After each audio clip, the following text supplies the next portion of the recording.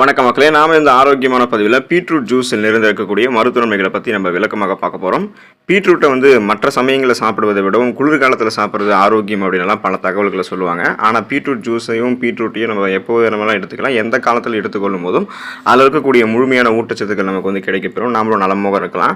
So beetroot ஜூஸில் இருந்திருக்கக்கூடிய ஊட்டச்சத்துக்களால் கிடைக்கக்கூடிய நன்மைகளை பற்றி நம்ம விளக்கமாக பார்க்கலாம். அதை பற்றி பார்க்குறதுக்கு முன்னாடி இந்த வீடியோக்கு மட்டும் ஒரு லைக் கொடுத்துட்டு இந்த தகவலை உங்களுக்கு தெரிஞ்சவங்களுக்கும் ஷேர் பண்ணிவிடுங்க. ஏன்னா அது அவங்களுக்கும் பயனுள்ளதாக இருக்கக்கூடிய ஒரு ஆரோக்கியமான பதிவு தான். இது போன்ற அப்டேட்ஸ்கள் நீங்கள் தொடர்ந்து பார்க்குறதுக்கு நம்மளுடைய ஹெல்த் நியூஸ் தமிழ் சேனலை மறக்காமல் சப்ஸ்கிரைப் பண்ணி வச்சுக்கோங்க.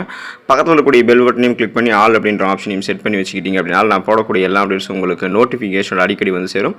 சரி வாங்க மக்களே, இப்போ வீடியோக்குள்ளே போயிடலாம். பீட்ரூட் ஜூஸ் நம்முடைய அல்சர் குணமாகுவதற்கு உதவிகரமாக இருக்கும்.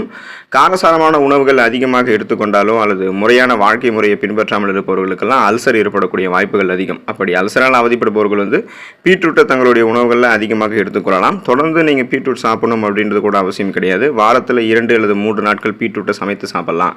இல்லைனா வாரத்தில் ஒரு தடவை பீட்ரூட் ஜூஸை சிறிதளவு தேன் கலந்து நீங்கள் வெறும் வீட்டில் குடிச்சிட்டு வரும்போது அல்சர் உங்களுக்கு விரைவில் குணமாகும். உங்களுக்கு அல்சர் இருக்குது அப்படின்னா நீங்கள் அதுக்கு காரணம் என்னென்னு பார்த்தீங்கன்னா, நீங்கள் காலை உணவுகளை ஸ்கிப் பண்ணிட்டு இருந்திருப்பீங்க. அதாவது பிரேக்ஃபாஸ்ட் நீங்கள் சாப்பிடாம போயிருப்பீங்க.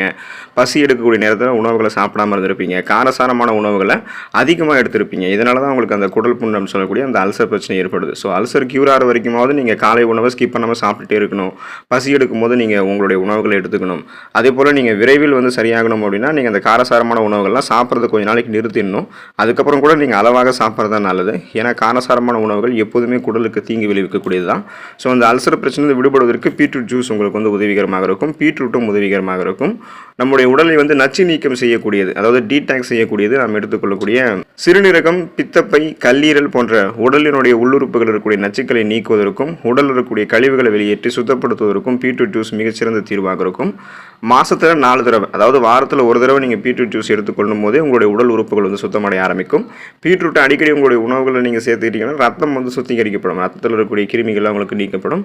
ஸோ உடல் உறுப்புகள் இருக்கக்கூடிய கழிவுகள், குறிப்பாக கல்லீரலில் இருக்கக்கூடிய கழிவுகள்லாம் உங்களுக்கு வெளியேற்றப்பட்டு அந்த உடல் உறுப்புகள் தன்னுடைய வேலையை புதுமையாக மீண்டும் மீண்டும் செய்வதற்கு, செல்களை புதுப்பிச்சுக்கிறதுக்கெல்லாம் பீட்ரூட் ஜூஸ் எடுத்துக்கணும். அனீமியா என்று சொல்லக்கூடிய அந்த ரத்த சிகப்பணுக்கள் குறைவதால் ஏற்படக்கூடிய பிரச்சனையை கியூர் பண்ணுறதுக்கு பீட்ரூட் ஜூஸ் எடுத்துக்கலாம். பீட்ரூட்டில் மிக அதிக அளவில் இரும்புச்சத்து மற்றும் விட்டமின் B1 இருக்கிறதால இது ரத்த சிகப்பணுக்களுடைய எண்ணிக்கையை அதிகரிக்க செய்யும், ரத்த ஓட்டத்தை அதிகரிக்க செய்யும்.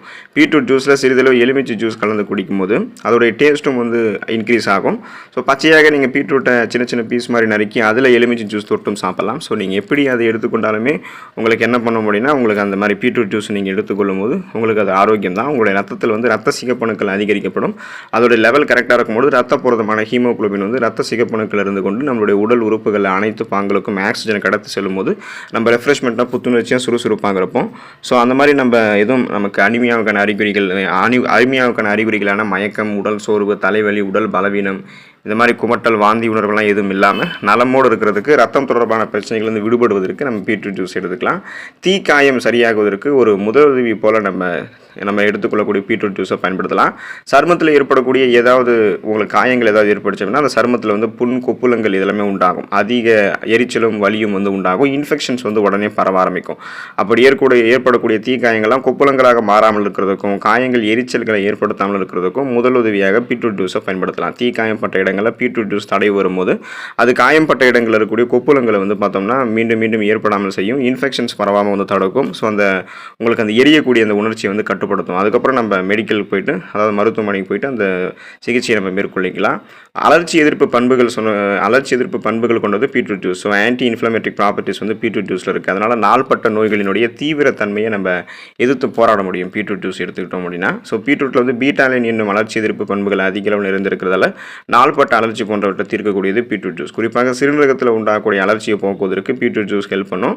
அதனால் நீங்கள் மூட்டு வலி, முடக்குவாதம், சிறுநீரகம் சார்ந்த பிரச்சனை, இதயம் தொடர்பான பிரச்சனை, BP problem, sugar problem, cholesterol problem, இது மாதிரி எந்த விதமான நாள்பட்ட நோய்களாக இருந்தாலும் அதை எதிர்த்து போராடக்கூடிய திறன் பெறுவதற்கு பீட்ரூட் ஜூஸ் எடுத்துக்கலாம். ஜீரண சக்தியை அதிகரிக்கிறதுக்கு பீட்ரூட் ஜூஸ் எடுத்துக்கலாம். நீரில் கரையக்கூடிய ஃபைபர் என்று சொல்லக்கூடிய நார்சத்துக்கள் பீட்ரூட் ஜூஸில் மிக அதிக அளவில் இருக்கிறதால இது ஜீரண சக்தியை அதிகரிக்க செய்யும், மெட்டபாலிசத்தை அதிகரிக்க செய்யும். பெருங்குடல் நீரை அதிகமாக உறிஞ்சாமல் பார்த்துக்கிறதால பெருங்குடலை சுத்தமாக வைத்திருக்கிறதுக்கும் ஹெல்ப் பண்ணும். ஸோ நம்ம நார்சத்து குறைவாக இருக்கக்கூடிய உணவுகள் எடுத்துக்கொள்ளும் போது தான் செரிமானம் சார்ந்த பிரச்சனைகள்லாம் நமக்கு வர ஆரம்பிக்கும்.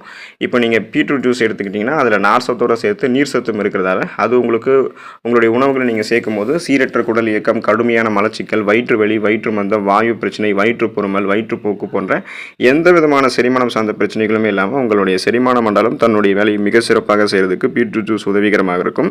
அதாவது நீங்கள் உணவுகளை சாப்பிடுவீங்க, உணவுகள் சாப்பிட்டதுக்கப்புறம் அந்த உணவுகள் செரிமானமாகி ஊட்டச்சத்துக்கள் உறிஞ்சப்பட்டதுக்கப்புறம் மீதம் இருக்கக்கூடிய கழிவுகள் எளிமையான முறையில் எந்த விதமான பிரச்சனையும் இல்லாமல் வெளியேற்றப்படுவதற்கு பீட்ரூட் ஜூஸ் ஹெல்ப் பண்ணும். தொடர்ந்து பீட்ரூட் ஜூஸ் எடுத்துக்கணும், நலம் பெறுங்க. அடுத்த ஆரோக்கியமான பதிவில் மறக்காமல் சந்திப்போம். நன்றி மக்களே.